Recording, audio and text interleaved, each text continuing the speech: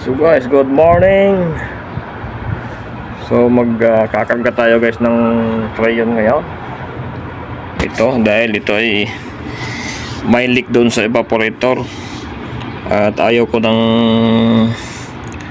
ng hinangin dahil pagka hinangin ay lilipat sa kabilang tubo. Kaya tinigil ko na, ito na lang ay dagdagan ko na lang. After 1 month naman ito ay nag-FO error na naman. So isinadjust ko na palitan ng bago. Habang wala pa yung pamalit, temporary lang natin dagdagan ng crayon. R410.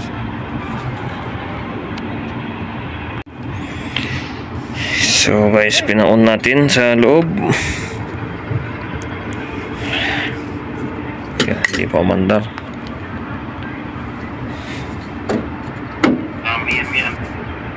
Syokol. Mapi syokol compressor. Mungkin ada 5 minutes.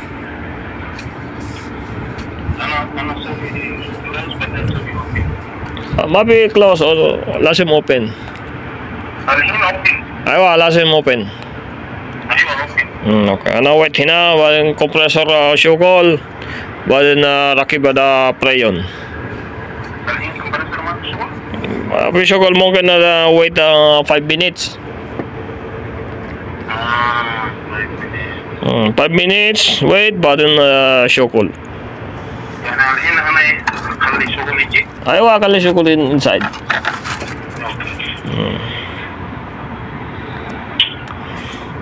So yun guys, nosebleed tayo sa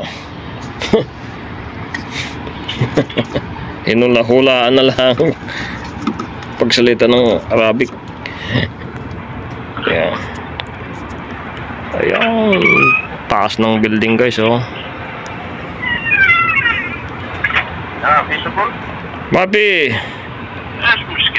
wala naman pala dun sa unit eh. Check inside. Awa, syokol. Awa, syokol compressor. Ayun guys, oh. Ubos nga pre yun. Konti lang, 50 lang. Saan abot pa tong ating pre yun guys. Paubos na.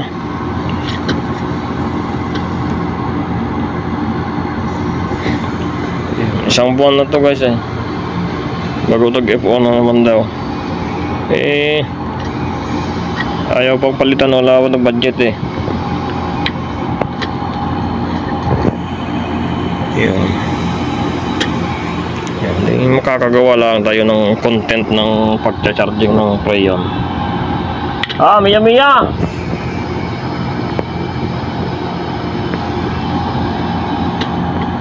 Yun o.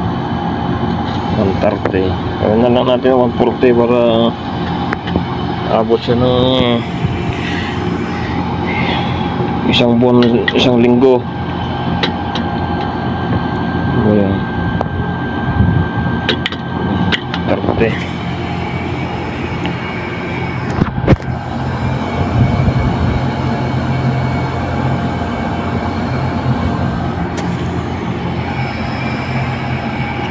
Mga kwanto guys, yung palaging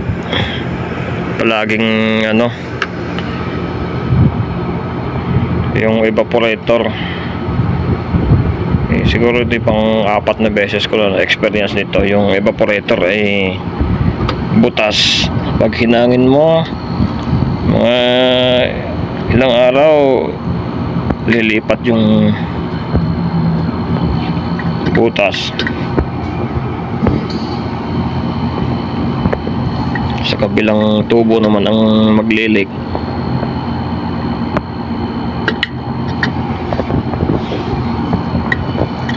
So yun guys, nasa 130 na.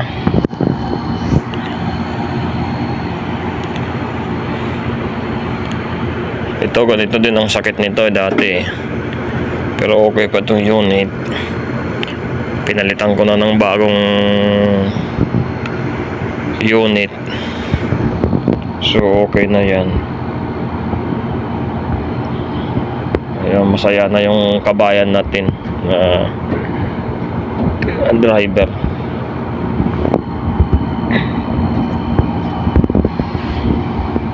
Dagdagan pa konti, paubos na din ng preyo eh, abot pa oh. Buti na lang abot. Ayun guys, malamig na siya.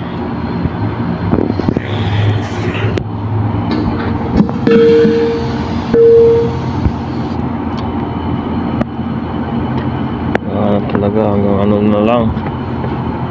Okay pa.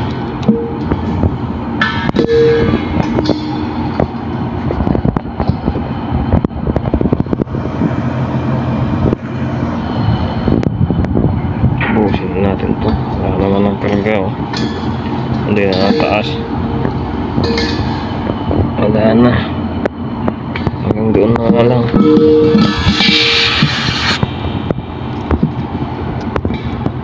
Pambomba na lang ng gulong yan.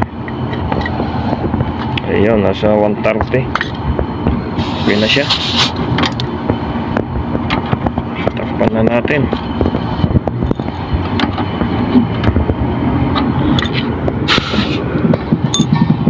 So hanggang diyan na lang guys ang ating video ngayon sa pagkakarga ng ating unit na split AC.